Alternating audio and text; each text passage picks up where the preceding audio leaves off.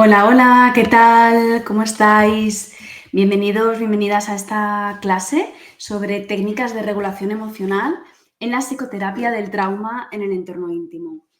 Quiero presentarme antes de nada. Soy Sonia Cruz, soy psicóloga y mentora integrativa y estoy especializada en la intervención con mujeres que han vivido trauma en el entorno íntimo. Estuve trabajando durante 10 años en un centro de atención a mujeres víctimas de violencia sexual y durante 15 años estoy especializada en el acompañamiento de estos casos y además estoy acompañando a psicólogas que quieren especializarse, que quieren aprender a guiar en psicoterapia con seguridad y confianza estos casos, y por eso os traigo hoy, pues esta clase sobre técnicas de regulación emocional para poder empezar a vislumbrar cómo es este tipo de acompañamiento que yo he descubierto durante todo este tiempo de especialización y que me gustaría que conocieseis para poder intervenir de forma efectiva en estos casos. Bueno, vamos a empezar. Vamos a ver 3 bloques en esta clase. Vamos a hablar de qué es la regulación emocional en los casos en psicoterapia. ¿Por qué trabajar la regulación emocional en este tipo de psicoterapia con mujeres que han vivido trauma en el entorno íntimo? ¿Cómo es de importante trabajar este aspecto antes de trabajar cualquier tipo de trauma, ¿no? Y incluso de poder, incluso hasta nombrar y poner nombre, ¿no?, a lo que ha pasado, ¿no?, y indagar en su historia. Y vamos a hablar también de qué estrategias y qué técnicas de regulación emocional he encontrado pues, más útiles en todo mi proceso de acompañamiento y de aprendizaje. Y vamos con lo que es la regulación emocional. Ahora se habla muchísimo de regulación emocional, pero es verdad que hace una década no era tan frecuente hablar de este tema.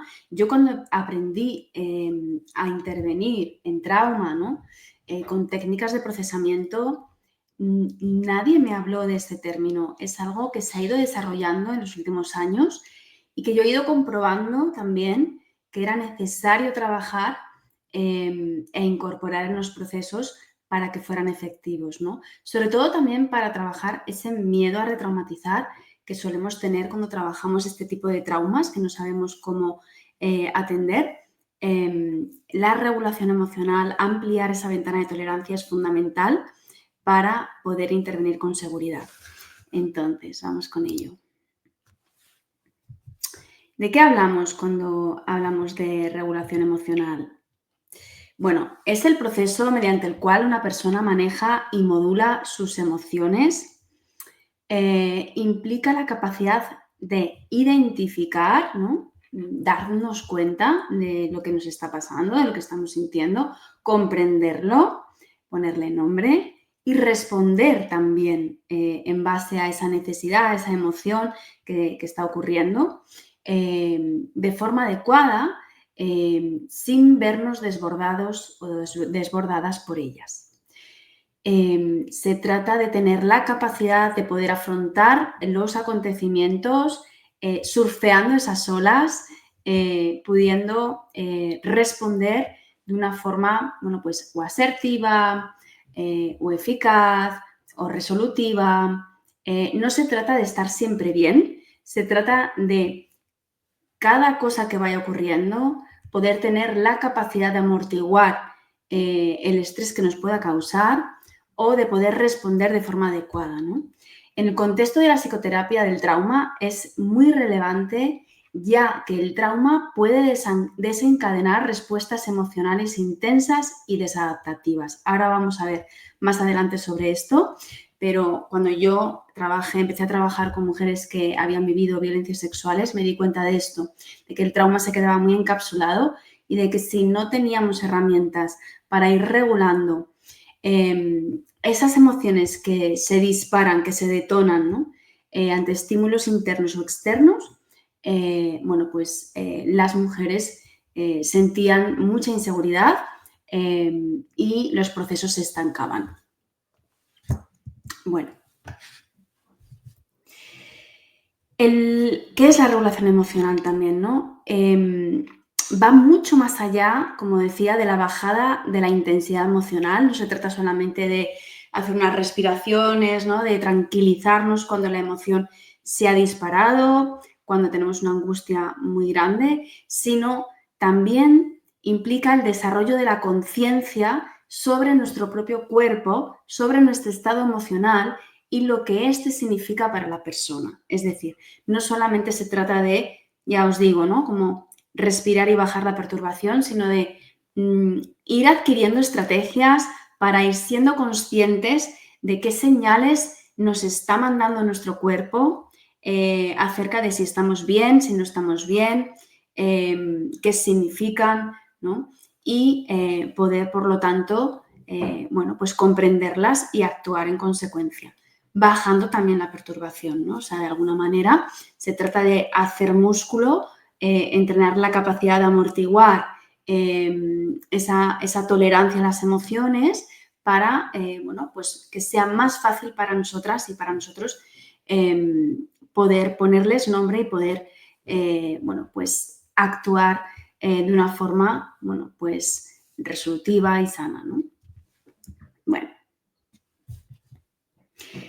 supongo que muchas y muchos conoceréis el concepto de ventana de tolerancia que acuña Daniel Siegel y que también, del que también hablan Pat Ogden y Peter Levine. La ventana de tolerancia es un concepto, yo creo que revolucionario dentro del trabajo del trauma y bueno, pues implica ese margen que tenemos todas las personas de activación necesaria para funcionar de forma adaptativa, como os decía antes, ¿no? En las situaciones y tareas cotidianas. Aquí es cuando, ¿no? Cuando estamos en nuestra ventana de tolerancia y tenemos un margen amplio, cuando podemos sentir tranquilidad, calma, seguridad, conexión con el cuerpo, claridad y funcionamos con normalidad, ¿no? Decimos que es como el estado óptimo. Dentro de la teoría polivagal también sería, bueno, coincide con ese sistema de conexión social del sistema nervioso parasimpático vago ventral, en el que fluimos, confiamos, nos sentimos creativas, estamos, bueno, pues resolutivas también, nos podemos conectar y vincular de una forma segura con los demás. Bueno, pues es ese estado óptimo en el que tenemos un margen amplio y podemos sentir las emociones, tanto las positivas como las que nos perturban, y podemos funcionar de una forma adaptativa. Pero ¿qué ocurre cuando bueno, pues nos salimos de esa ventana de tolerancia, ocurre algún acontecimiento que hace que bueno, nuestros recursos se vean bueno, pues limitados y sentimos que las emociones perturbadoras aumentan, ¿no? De forma progresiva vamos entrando en lo que se llama la ventana de la hiperactivación. En este estado nos sentimos inquietas, preocupadas, alteradas, ¿no? Estamos en un estado de hipervigilancia, estamos aceleradas, excitadas. Pueden venirnos imágenes, afectos, sensaciones corporales intrusivas. Podemos tener aquí reexperimentación de situaciones traumáticas. Podemos sentir que nuestro cuerpo está en peligro, que no tenemos recursos para gestionar las situaciones, que el corazón nos va muy rápido, la respiración es agitada. En este estado, muchas veces lo que está ocurriendo es una reexperimentación de una huella corporal, sensorial, que quedó grabada en el pasado y de alguna forma el sistema nervioso no entiende que eso que estamos sintiendo es esa huella, sino que lo está viviendo en presente como si estuviese ocurriendo en este momento y por tanto actúa en consecuencia, ¿no? Cree que está en peligro y activa todas las señales de lucha, de huida, se activa el sistema nervioso simpático y bueno, pues aquí estamos sobreviviendo, no viviendo, estamos en alerta, en peligro, en riesgo y por tanto, bueno, pues se activan todas las señales que hacen que nuestro cuerpo, bueno, esté preparado para luchar o para huir.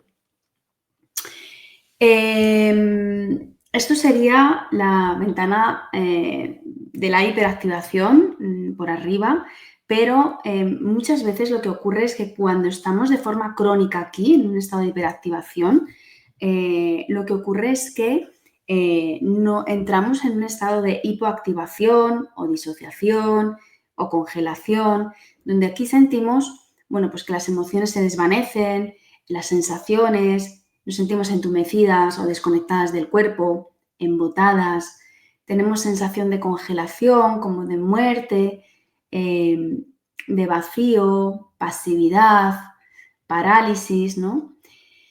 Y una excesiva distancia también de la experiencia para procesar la información. Entonces aquí muchas personas cuando están en un estado de estrés crónico, bueno, pues sienten que necesitan entrar en este estado, bueno, pues para conservar la energía. Es una forma de protegernos también de esa hiperactivación, de esa señal de peligro. Cuando no sabemos qué hacer con las emociones, nuestro cuerpo entra en estos estados y bueno, pues aquí estamos absolutamente desconectadas, bueno, pues vivimos como en piloto automático, sentimos, bueno, pues algunas pacientes, ¿no? Algunas mujeres me dicen, yo es que siento como si mi cuerpo estuviese congelado, ¿no? O muerto, no lo siento, no siento nada. O aquí es donde también muchas veces se tienen esos pensamientos o ideaciones suicidas, ¿no? Cuando sentimos ese miedo o a morir o esas ganas de morirse, tiene que ver con un estado de hipoactivación o de congelación o de bloqueo o disociación, ¿no? Entonces, ¿qué es lo que ocurre? Que cuando hay trauma, la ventana de tolerancia se hace cada vez más estrecha porque bueno, pues se va conectando con los acontecimientos traumáticos sin procesar y la persona va variando y va alternando entre la parte de arriba y la parte de abajo. ¿Qué más cosas os cuento sobre regulación emocional? Bueno, esta capacidad de tener esta ventana de tolerancia amplia, ¿no? Este margen de tolerancia a las emociones, es algo que no viene de la nada, ¿no? Sino que se va entrenando, se va, bueno, pues teniendo gracias a nuestras figuras de cuidado en la infancia, ¿no? Entonces, la regulación emocional tiene mucho que ver con el apego. Anabel González ya nos cuenta esto, que se aprenden las relaciones de apego primarias, también Alan Score, un autor que habla muchísimo del trabajo con el hemisferio derecho y con los primeros años, ¿no? Y los primeros meses de la importancia, ¿no? de las relaciones en esos primeros meses y años, ¿no? de la vida de las personas. Entonces, el apego tiene su base, ¿no? La regulación emocional tiene su base en cómo es nuestro estilo de apego, cómo nos relacionamos con esas primeras figuras, en esa diada, ¿no? Mamá, bebé, o papá, ¿no? O esas figuras primarias, a través de la experiencia interactiva, ¿no? con el cuidador o cuidadora, ¿no? Se va creando pues esa capacidad de regular las emociones, ¿no? Si yo tengo figuras que han, bueno, pues procurado cubrir mis necesidades básicas, físicas, bueno, pues mi cerebro ya va entendiendo que esas necesidades pueden ser cubiertas, ¿no? De que si tengo, bueno, pues algún malestar, puedo contar con alguien para regularlo. Voy aprendiendo también a ir regulando, bueno, pues esas sensaciones y, bueno, pues es un proceso de aprendizaje que se hace, pero que cuando no hay un buen sistema de apego, pues efectivamente no se produce, ¿no? Entonces nos quedamos sin un modelo regulador y muchas veces ese niño o esa niña, bueno, pues para mantener ese sistema de apego, pues activa esas respuestas de hiperactivación o de distanciamiento y desconexión, ¿no? Bueno, Por tanto, como nos dice Arwen Caban a través de su modelo de el círculo de seguridad parental y desde el enfoque de apego, la regulación emocional es un proceso de aprendizaje que primero empieza desde la corregulación, ¿no? La figura adulta ayuda a regular al niño o a la niña. Después ese niño o niña va aprendiendo a regularse en relación, acudiendo a esas figuras y a través de ellas, ¿no? Gracias a ellas, hasta que luego incorpora pues esa capacidad de regulación de forma autónoma, aprendiendo a hacerlo, ¿no? Este es el proceso por el cual aprendemos a regularnos. Por tanto, en las mujeres que han vivido trauma en el entorno íntimo, muchas veces, como os voy a contar ahora, esta capacidad de autorregulación está mermada, está dañada, pues no se ha creado y por tanto tenemos que desde la psicoterapia ayudar a poder tener esa segunda oportunidad de poder entrenarse, de poder tener esa capacidad de regularse. Por tanto, ahora vamos a ver esto, ¿no?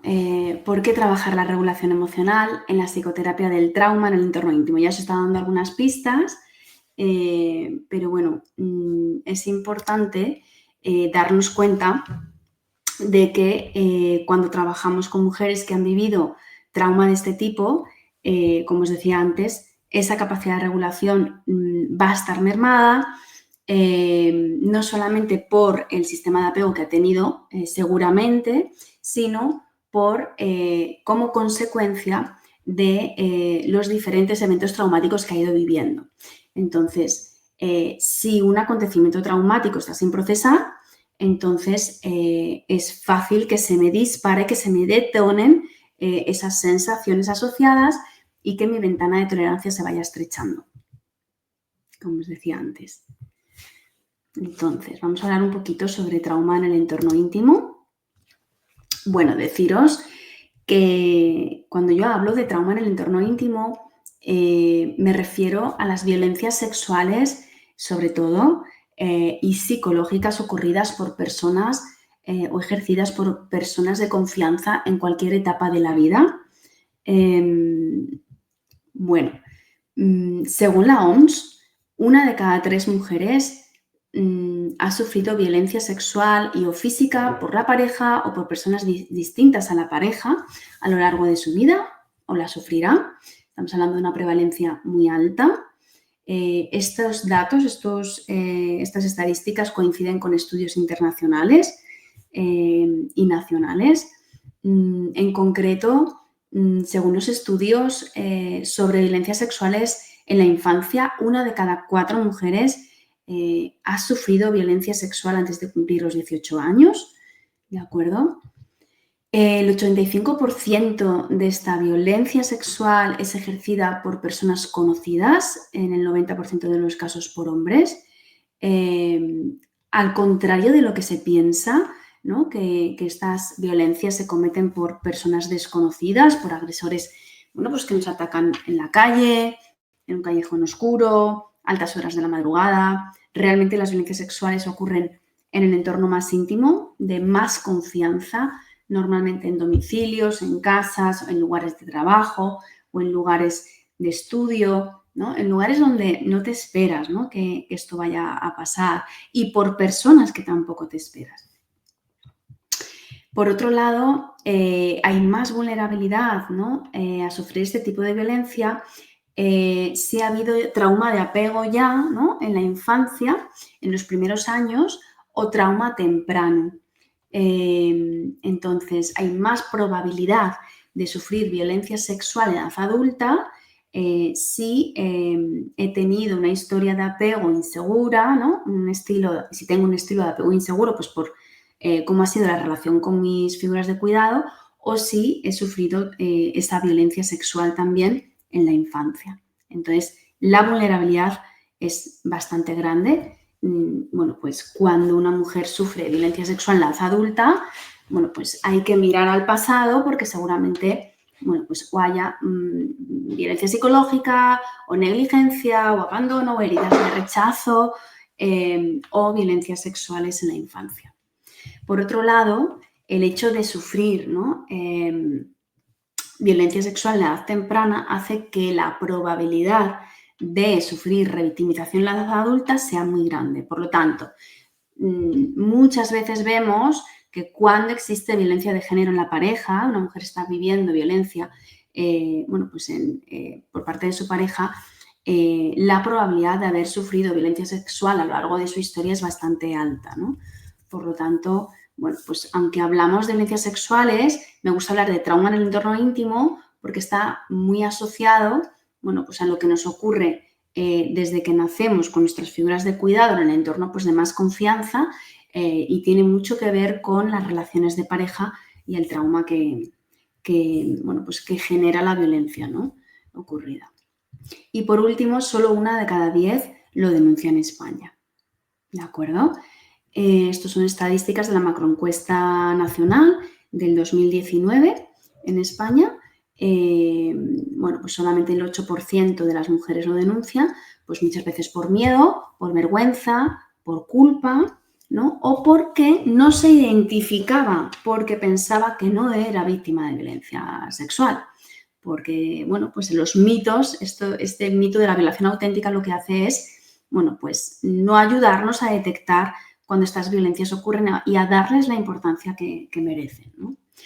Y por tanto, estas violencias, por este motivo, por estos mitos, pues se quedan muchas veces ocultas, silenciadas y por tanto quedan disociadas y sin integrar. Si yo no he podido comunicar, no he podido contar, revelar que esto me ha pasado porque tengo miedo de que o me riñan o no me crean o me culpen o porque simplemente no sé ponerle palabras porque nadie me ha hablado de esto antes, bueno, pues esto va seguramente a quedar bastante tapado, oculto a través del mecanismo de supervivencia que tenemos, que es la disociación, bueno, pues va a quedar de alguna forma en un segundo plano y sobre todo, pues va a quedar registrado en el cuerpo, ¿no?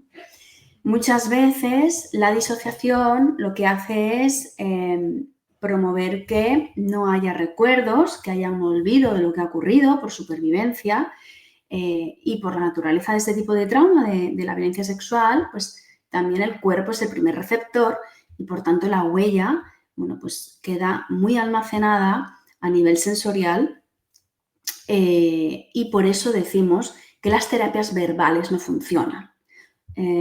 Por las defensas que vamos creando y vamos generando para poder sobrevivir a estas heridas, porque no hay acceso muchas veces al lenguaje por la naturaleza de este tipo de trauma, porque queda totalmente bloqueada la comunicación entre hemisferios, porque narrar puede ser retraumatizante, el contar lo que me ha ocurrido, ¿no? Puede exponerme a muchísima más vergüenza y culpa,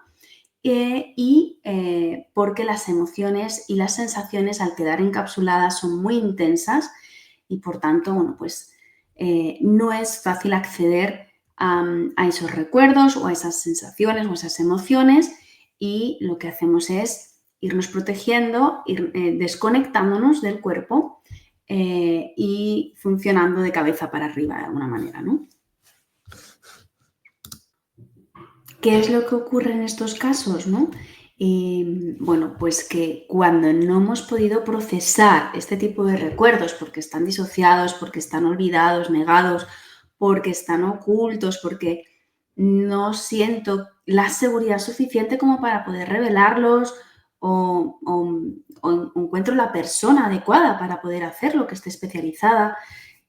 Cuando eso ocurre, los recuerdos, estos eventos están sin procesar. Y eso lo que hace es que haya más vulnerabilidad a desbordarse o a desconectarse cuando mi cuerpo pues siente algo que recuerda a eso que ocurrió. Entonces, si hay un detonador, un disparador de una sensación interna, de un estímulo externo, un olor, o una sensación o de repente, pues me doy cuenta que hablando con mi jefe me recuerda al hombre que, pues me agredió, a las figuras de autoridad, ¿no? me recuerdan a aquellas personas de mi familia, ¿no? Pues que pudieron abusar de mí, pues lo que ocurre es que puede haber un desencadenante de una sensación corporal que active, bueno, pues ese desbordamiento, esas sensaciones que no se saben poner nombre, pero que se sienten con mucha intensidad, como cuando era niña o como cuando era más joven y lo viví, ¿no? o en el evento traumático que viví. Y como no sé qué hacer con ello y no sé cómo manejarlo, es muy fácil que me vaya a un estado de hipoactivación y que de forma progresiva pues vaya bueno, pues desarrollando partes protectoras o defensas que me protejan no sintiendo mi cuerpo, no sintiendo las emociones y bueno, pues llevándome a un estado de poca activación, ¿no? Desde donde ahí no siento nada. El problema es que, claro, cuanto más se repite este círculo, más se estrecha la ventana de tolerancia y más probabilidad hay de desbordarse, bueno, pues cuando se siente algo perturbador relacionado con las situaciones traumáticas, bueno, pues porque cada vez hay menos capacidad de amortiguar ese estrés, ¿no? Por eso, bueno, pues muchas mujeres que han vivido este tipo de trauma, pues acaban con trastornos depresivos, y bueno, pues con mucha desesperanza, porque al final son estados de mucha congelación, bueno, provocados, bueno, pues por todo este ciclo, ¿no? En el que no hay regulación emocional. Entonces, ¿qué vamos a ver ahora?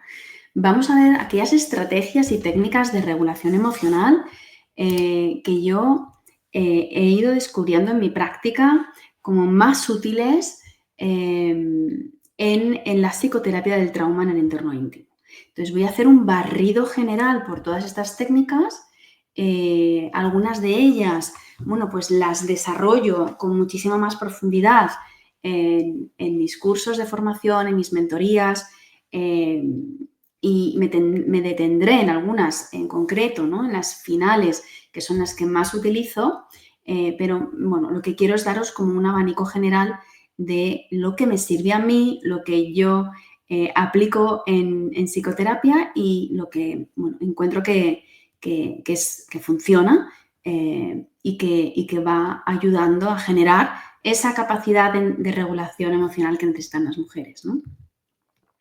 Bueno, en muchos casos, claro, de trauma en el entorno íntimo, como hablábamos, no ha habido un sistema de apego suficientemente seguro como para tener esas habilidades de regulación necesarias.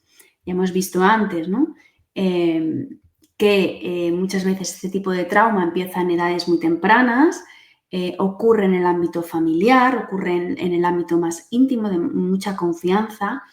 Por lo tanto, bueno, pues la capacidad de regularse queda bastante comprometida, ¿no? Además, aunque este tipo de trauma no haya ocurrido en el entorno familiar ni por las figuras cuidadoras, el hecho de que una mujer en el presente sienta mucha perturbación todavía por un evento traumático de este tipo, bueno, pues nos indica que hay un sistema de apego que no es suficientemente seguro y que, por tanto, no se ha podido desplegar esa capacidad innata de sanación que tenemos ante cualquier acontecimiento, ¿no? Entonces, yo sí que me he encontrado que las mujeres que tienen un apego suficientemente seguro, bueno, pues los traumas de tipo sexual, las violencias sexuales, bueno, pues son procesadas de forma natural o con muchísima más rapidez en psicoterapia que en aquellas mujeres donde el sistema de apego pues es inseguro o es desorganizado, entonces necesitan bueno, de esa reparación de apego para poder procesar mejor, ¿no? Entonces, en muchos casos de trauma en el entorno íntimo nos vamos a encontrar con problemas de regulación por esa bueno, pues, falta de apego seguro, ¿no? Y si atendemos a ese proceso de regulación, ¿no? del que hablábamos, cómo se va transmitiendo, cómo se va aprendiendo a través de la relación, ¿no? Y del apego, bueno, pues Arben Caban nos sugiere que en el proceso de aprendizaje, de entrenamiento de estas técnicas en psicoterapia, sigamos los mismos pasos que seguiría pues ese papá o esa mamá o esa figura de cuidado con ese niño o niña, de forma que en psicoterapia también vayamos realizando pues, este sistema progresivo en el cual yo primero voy a ayudar a corregular, voy a entrenar de forma más directiva en sesión a través de las técnicas de regulación, se van a practicar en consulta, con ayuda de la terapeuta. Después se van a poner en marcha, se van a aplicar y a practicar en relaciones, es decir, según se desarrollan las sesiones, pues la persona va aplicando estas técnicas de forma natural, ¿no? Pudiendo regularse cuando se tocan aspectos difíciles gracias a haber aprendido estas técnicas. Y por último, la persona aprenderá a regularse de forma autónoma y podrá practicarlo en casa, pues una vez que ya se haya consolidado en consulta, ese aprendizaje de la regulación. Entonces, este es el proceso que vamos a seguir a la hora de aplicar la regulación emocional en los procesos de psicoterapia, ¿no? Bueno, es importante hablar de técnicas, pero también es importante hablar de estrategias, ¿no? No nos sirven de nada las técnicas si las aplicamos sin ningún criterio, en cualquier momento, todas para cualquier persona. A mí me gusta trabajar desde un modelo ordenado, de fases, que lo que hace es garantizar la seguridad de los procesos, la no revictimización. Entonces, pues Judy Herman nos habla de las 3 fases, ¿no? de recuperación cuando hablamos de trauma de este tipo.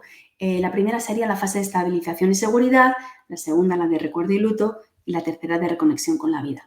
Entonces, en la segunda y en la tercera, en la segunda es donde vamos a ya trabajar con el trauma directamente, con los recuerdos, vamos a procesarlos. La tercera, ¿no? Tiene que ver con el poder, volver a aprender a vivir, ¿no? Desde otra perspectiva después de haber sanado los recuerdos. Pero para poder hacer todo eso necesitamos primero trabajar muy bien, de forma muy amplia, esa fase de estabilización y seguridad. Y aquí es donde tienen cabida las técnicas de regulación emocional. No solamente porque se dan en esta fase, sino porque todos aquellos objetivos que vamos a ir trabajando en la fase de estabilización ya de por sí son estrategias de regulación emocional. Trabajar en marco terapéutico, hacerlo seguro, esa alianza, esa relación, ¿no?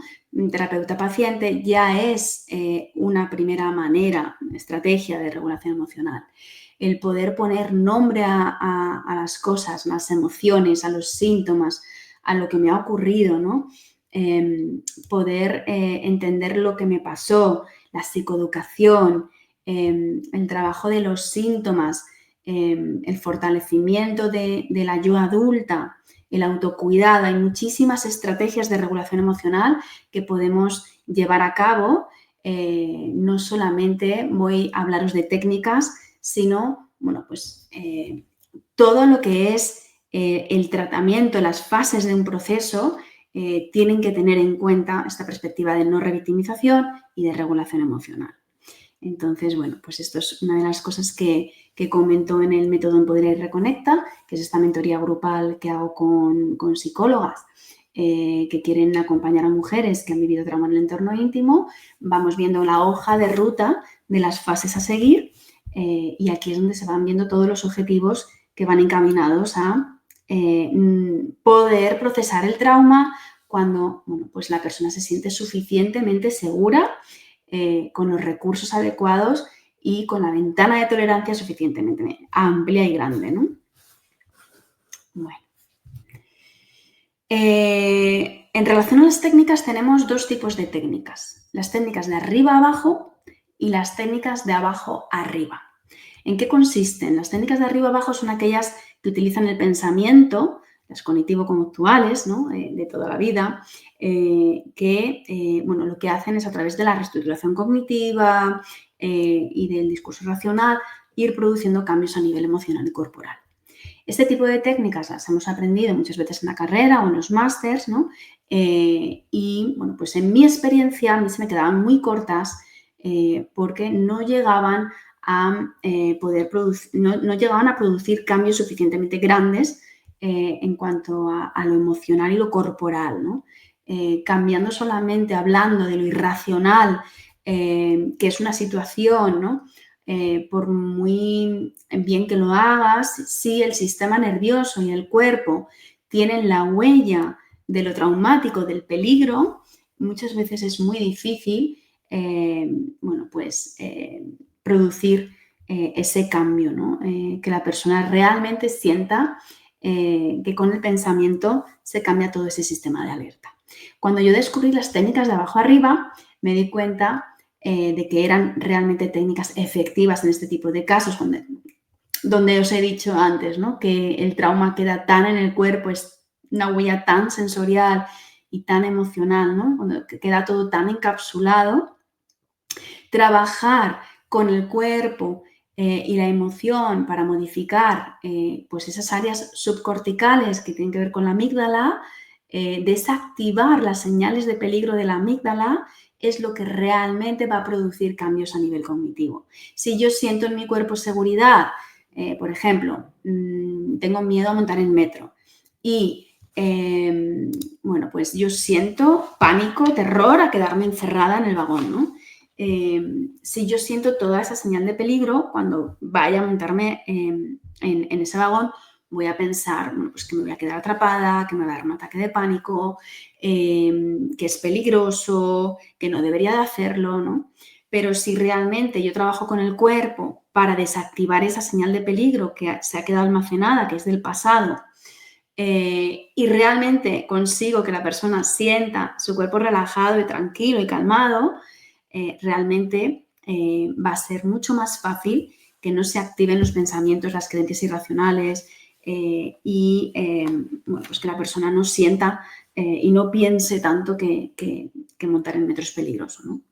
Entonces, yo me di cuenta a lo largo de la experiencia con ese tipo de trauma que trabajar aquí, con el cuerpo, con la emoción, era realmente lo que transformaba y además lo hacía de forma muchísimo más rápida y conseguía cambios muchísimo más significativos en mucho menos tiempo y mucho más sólidos, ¿no? Entonces, por eso os quiero traer un poco ese abanico de técnicas que yo he ido descubriendo y que la mayoría tienen que ver con ese trabajo de abajo arriba, aunque bueno, hay algunas que son de arriba a abajo, como por ejemplo la psicoeducación, pero la mayoría son de abajo arriba, ¿no? Estas técnicas más sensoriales, más emocionales, que tienen que ver más con el cuerpo. Entonces, en este barrido de técnicas, ¿no? que yo he ido descubriendo, que me han ido ayudando a trabajar la regulación emocional, lo primero que tenemos es la presencia de la figura de la terapeuta o del terapeuta, que como figura de apego terapéutica, como dice Daniel Siegel, ¿no? Somos segundas oportunidades, como dice Jorge Barudi, para reparar ese apego, para poder ayudar, acompañar a la persona a sanar, tal y como tenían que haber hecho esas figuras de cuidado, pues que no estuvieron o que no pudieron hacerlo, es a través de la presencia sintonizada, serena y tranquila, ¿no? Calmada, conectada de la terapeuta, cómo se va a conseguir esa regulación emocional. Esa es la mejor estrategia y la mejor técnica de regulación. Por tanto, el autocuidado, la importancia de nuestra autorregulación como terapeutas es fundamental. Si no estamos reguladas, no vamos a poder regular, no vamos a ayudar a que las mujeres se regulen, ¿no? Por otro lado, tenemos la psicoeducación, ahora entraré como más en detalle, la respiración, la relajación, las técnicas somáticas, el mindfulness o la atención plena, las técnicas de liberación emocional, el sistema de familia interna, un modelo IFS y las técnicas de construcción de la seguridad basadas más en la psicoterapia sensoriomotriz. Entonces, os voy a ir contando. Como os decía antes, ¿no? La presencia como terapeutas es la mayor estrategia de regulación. La psicoeducación sería una técnica de arriba abajo. Sería la psicoeducación sobre las emociones, para qué sirven, qué necesidades hay detrás de cada una, qué funciones tienen, dónde se sienten en el cuerpo, ¿no?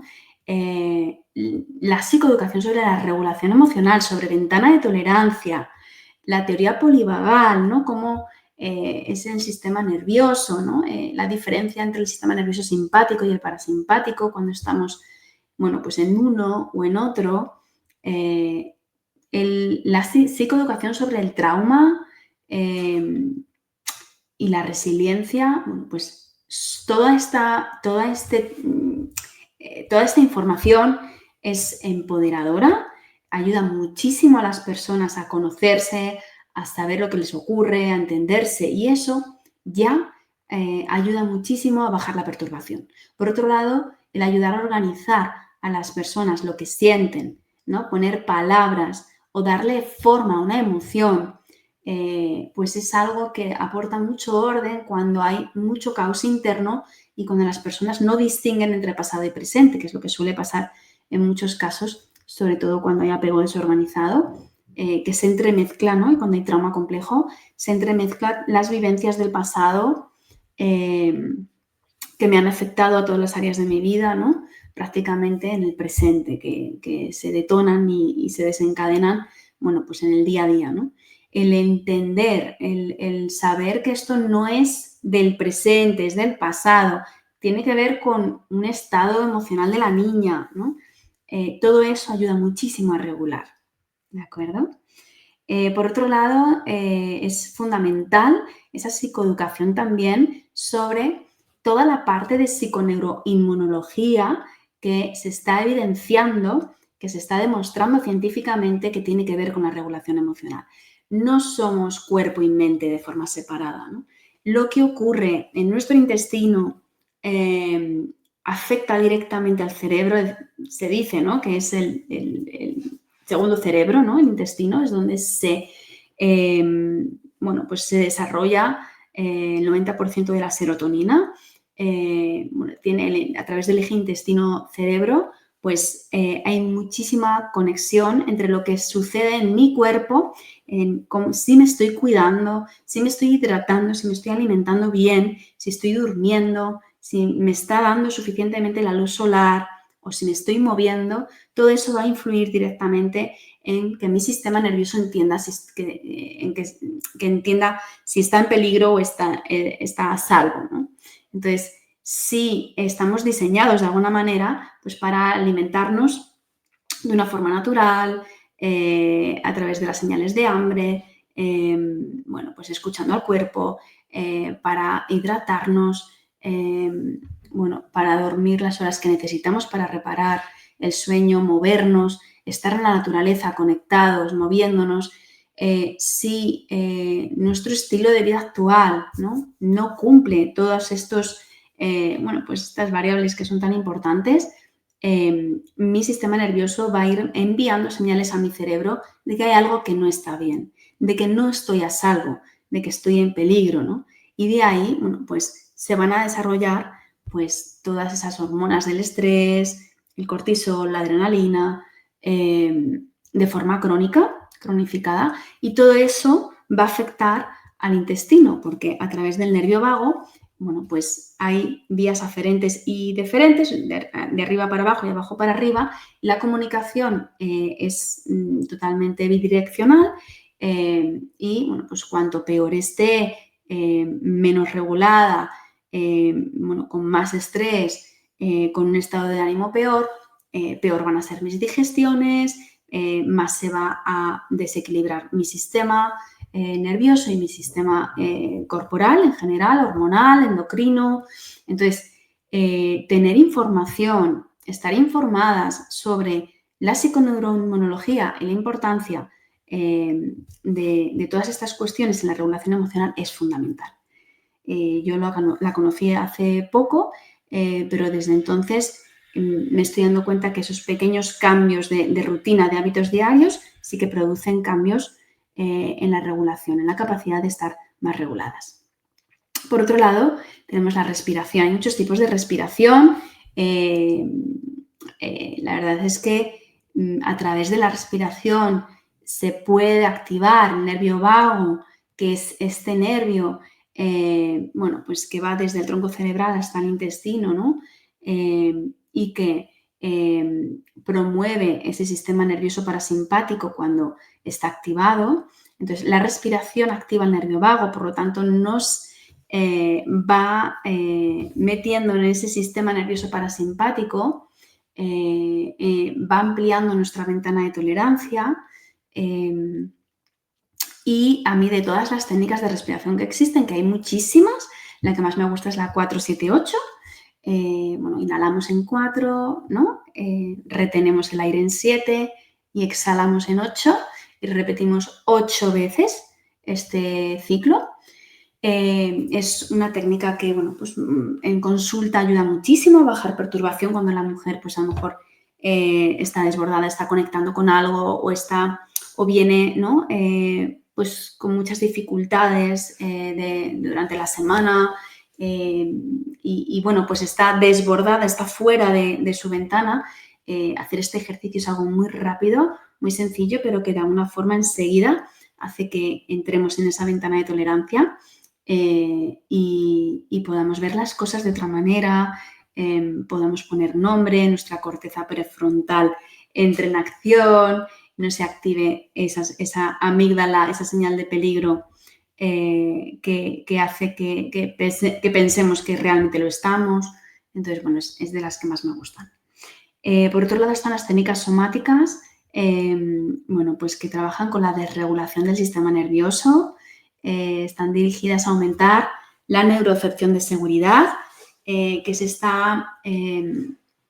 este sensor que tenemos para poder darnos cuenta de si estamos a salvo o en peligro, ¿no? Tenemos un sensor permanente que a través de todos estos sistemas endocrinos, digestivos, hormonales, de sueño, físicos, de cómo están mis músculos, cómo está mi cuerpo, envía señales al cerebro de si estoy a salvo o estoy en peligro. Entonces, cuando el sistema está desregulado de forma crónica, necesitamos este tipo de técnicas para que nuestro cuerpo sienta que realmente estamos a salvo y pueda bajar los niveles de estrés, de peligro, ¿no? De perturbación. Entonces, a mí me gustan 3 técnicas, hay muchísimas técnicas somáticas, ¿no? Es muy amplia este tipo de psicoterapia, pero a mí me gusta mucho trabajar con el mapeo del entorno, del espacio físico en el que está la mujer, para ir bajando la perturbación antes de empezar una sesión, ¿no? Que el cuerpo, que el sistema nervioso entienda que está a salvo, que está en un lugar seguro. Las técnicas de enraizamiento, que podemos usar antes de una sesión de procesamiento o durante, ¿no? Si la persona se desborda, que ayudan a través de un ejercicio de conexión con el suelo, ¿no? Con el sentir las plantas de los pies y el visualizar cómo, ¿no? Hay unas raíces que salen de esas plantas, ¿no? Y el poder bajar a tierra ayuda muchísimo pues cuando las mujeres se desbordan en sesión o vienen ya así, ¿no? Y sirve como para iniciar. Y la presentificación o anclaje sensorial, es esta técnica que tiene que ver con el nombrar 5 cosas, ¿no? Tocarlas, atender a los olores, a los sentidos para bajar a tierra y para que la persona se dé cuenta de que están presente cuando se ha desbordado también, ¿no?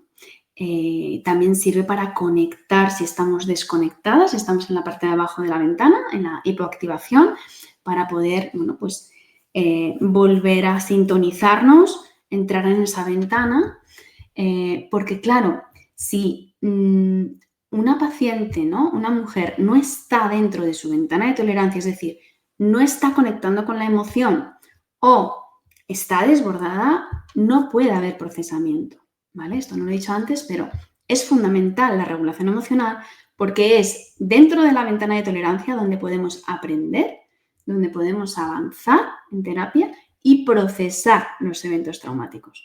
Entonces, si la persona está desconectada, lo va a hacer de cabeza para arriba. No va a haber una integración total del trabajo.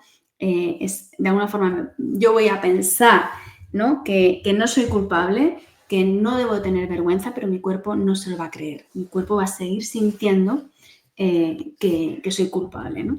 Entonces es fundamental que lo que hagamos ayude a conectar con el cuerpo y la emoción para que todo el trabajo de procesamiento se integre a todos los niveles, a nivel de cuerpo, a nivel de emoción y a nivel superior, de corteza, ¿no? Más superior, a nivel cognitivo. Tiene que haber integración vertical, ¿no? Que llama Daniel Siegel, para que todo esté alineado. Y para eso necesitamos estar conectadas. Entonces, estas técnicas somáticas nos ayudan a conectarnos con el cuerpo, con la emoción y a bajar ese desbordamiento cuando nos hemos ido por arriba, ¿no? Por otro lado están las técnicas que tienen que ver con el mindfulness y la atención plena. Bueno, pues las desarrolla sobre todo, ¿no?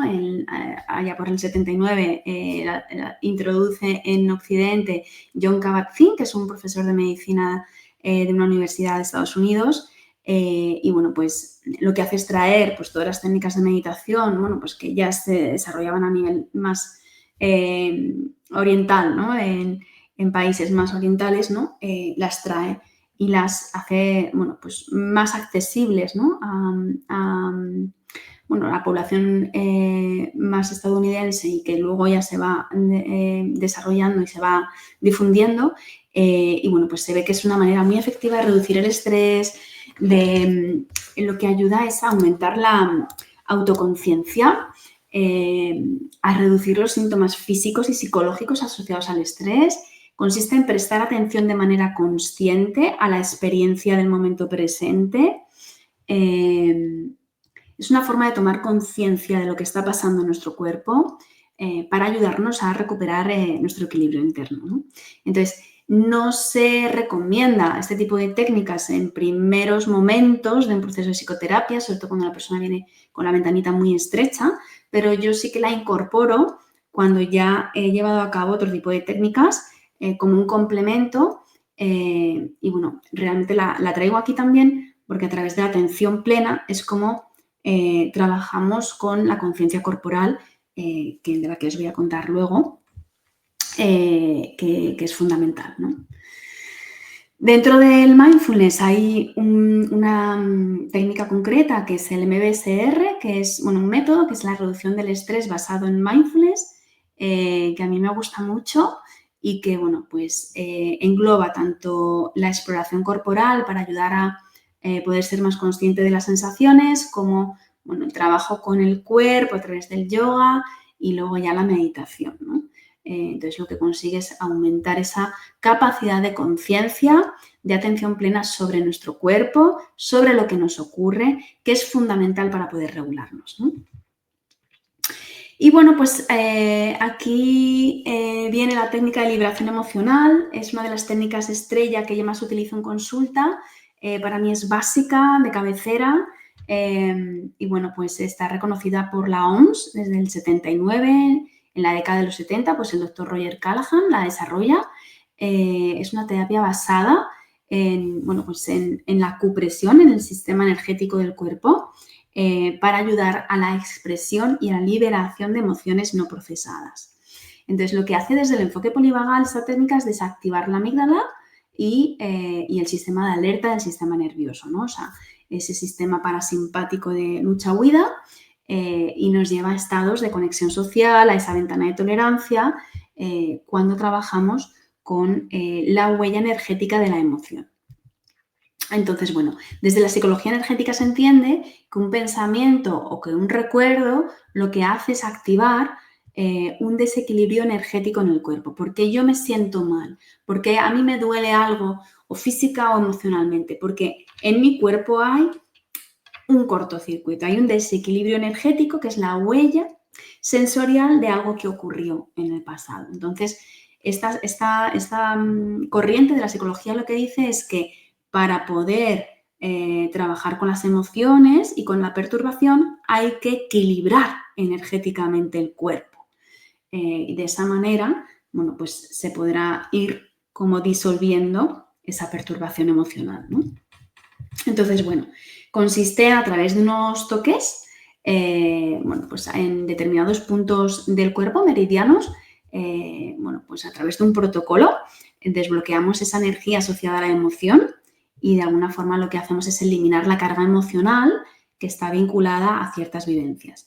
Es una técnica de desensibilización sistemática, ¿vale? Entonces lo que hace es desunir una imagen que es perturbadora de la sensación que me genera en mi cuerpo. Entonces, al equilibrarme energéticamente y desactivar la amígdala, de alguna forma ya no se produce la misma respuesta ante la misma imagen o recuerdo, ¿no? Perturbador. Entonces, bueno, es una herramienta súper sencilla, puede ser aprendida por cualquiera, es una técnica amable de escucha que integra la mente, la emoción, el cuerpo, la energía. No se dedican largas sesiones de diálogo racional, ¿no? Es, bueno, pues una técnica que ayuda a tener un mayor estado de calma, bienestar, obtiene resultados efectivos y rápidos. A través de estos toquecitos, ¿no? Este tapeo que vamos a hacer con los dedos en los determinados puntos de los meridianos que se ha demostrado, bueno, pues que tienen más correlación con las emociones, pues vamos a ir equilibrando a través de un protocolo ese sistema energético y vamos a ir desensibilizando bueno, pues esas situaciones que generan esa perturbación. Y por otro lado tenemos el sistema de familia interna, este modelo maravilloso, bueno, pues que es un modelo no patologizante que desarrolla Richard Schwartz y que se basa en la multiplicidad de la mente como nuestro estado natural en el pensamiento sistémico y en la teoría del apego.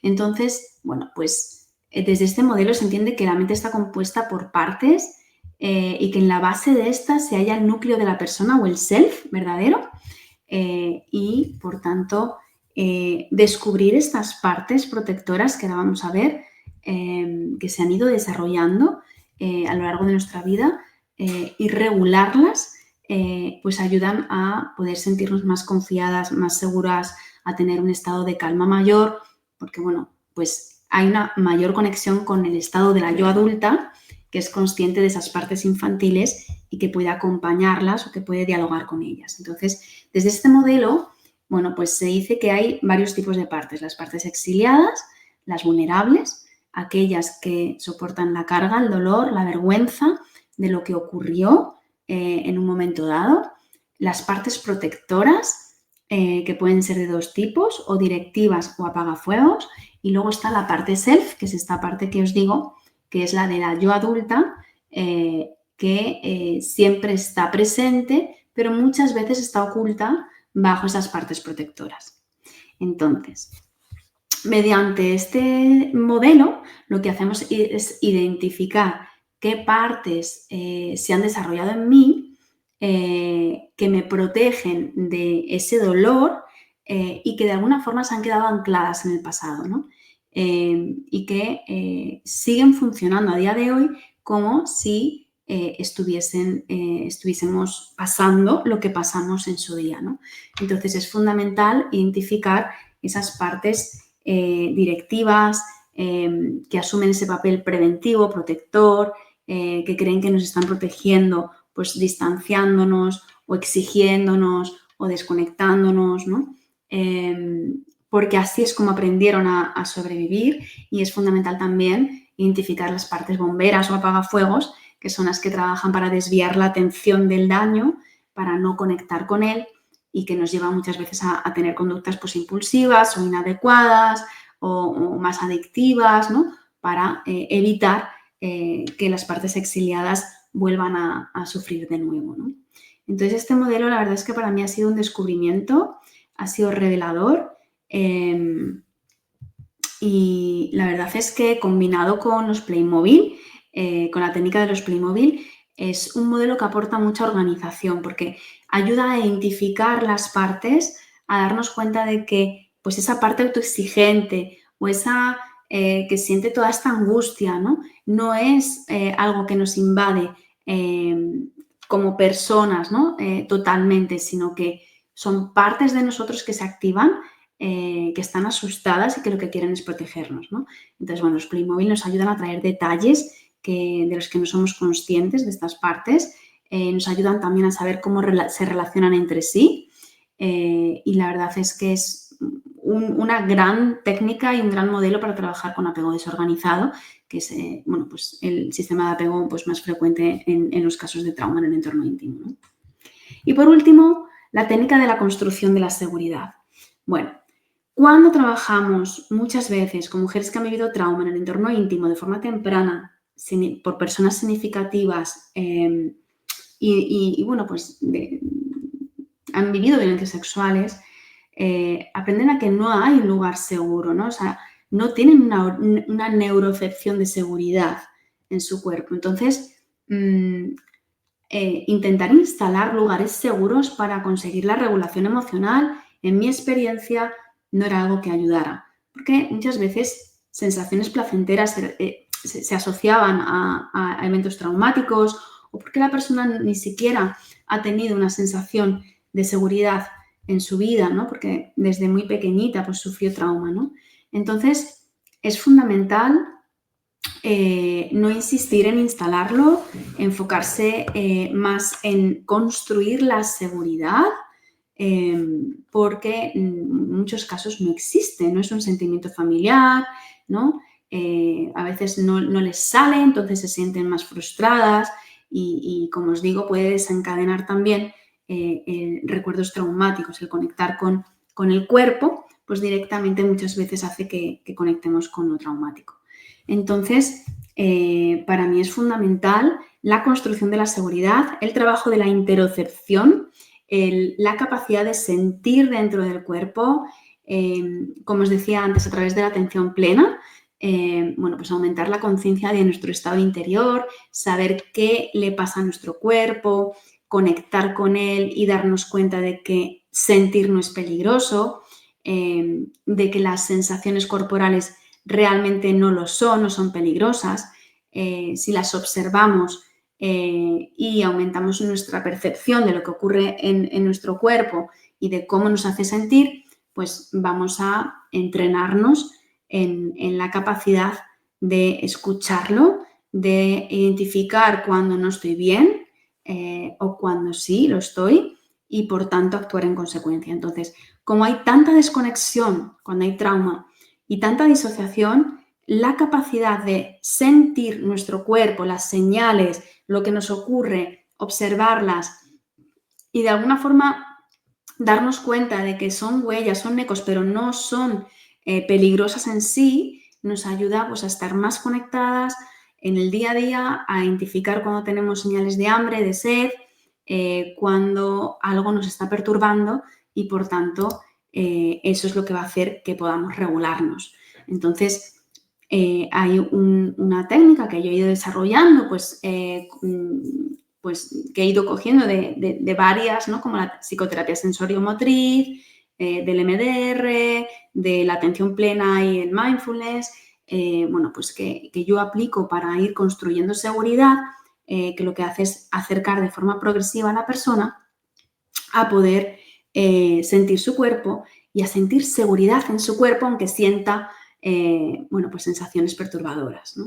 Esto para mí fue revolucionario, es algo que cambió mi forma de hacer terapia y por tanto, bueno, pues es de las técnicas que más enseño en estas mentorías grupales, ¿no? que hago con las psicólogas, ¿no?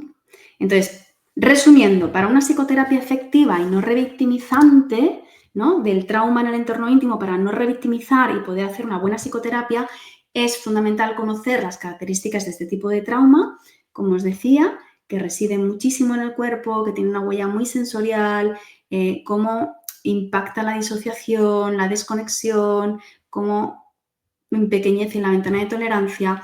Es fundamental trabajar por fases y con estrategia y sobre todo trabajar mucho la fase de estabilización y seguridad y para poder ampliar esa ventana, y es fundamental aplicar estrategias y técnicas de regulación emocional específicas de abajo a arriba, ¿no? Si puede ser, porque son las que más funcionan, y no invasivas. Entonces, bueno, pues hasta aquí hemos llegado. Espero que os haya sido útil esta sesión. Yo quería concluir, ¿no? También diciendo que, bueno, pues tan importante es el conocer las técnicas como saber cuándo hay que aplicarlas, con quién y para qué. Las técnicas no son lo que curan. Lo que cura, de alguna forma, entenderme, es el acompañamiento respetuoso de una terapeuta que está sintonizada emocionalmente, presente, y que no podemos ayudar a regular las emociones si no cuidamos de nuestra propia regulación, ¿no? Entonces, bueno, pues en ese sentido, contaros qué es el método Empoderá y Reconecta. Bueno, pues es este programa de mentoría grupal donde he ido aglutinando pues todo el conocimiento de los últimos años de especialización con este tipo de trauma. Bueno, y en este método, bueno, pues una de las cosas que abordamos en uno de los módulos es, bueno, un módulo entero de técnicas de intervención, y en concreto dentro de esas técnicas las de regulación emocional, donde las practicamos, las entrenamos. Así que os invito a seguir lo que voy contando sobre este programa. También vemos las estrategias de intervención, las fases, la hoja de ruta, ¿no? Hay psicoeducación sobre este tipo de trauma, hay trabajos sobre el autocuidado de la terapeuta. Bueno, de esto os voy a contar muchísimo más el próximo domingo 9 de marzo en la masterclass gratuita que voy a impartir 100% online, 100% gratuita, donde voy a compartir las 3 claves para acompañar en psicoterapia con seguridad y confianza a mujeres que han vivido trauma en el entorno íntimo. Si te interesa, regístrate aquí abajo y nos veremos el domingo, donde voy a compartir muchísima más información. Así que espero que os haya sido útil esta clase y nos vemos en otros vídeos.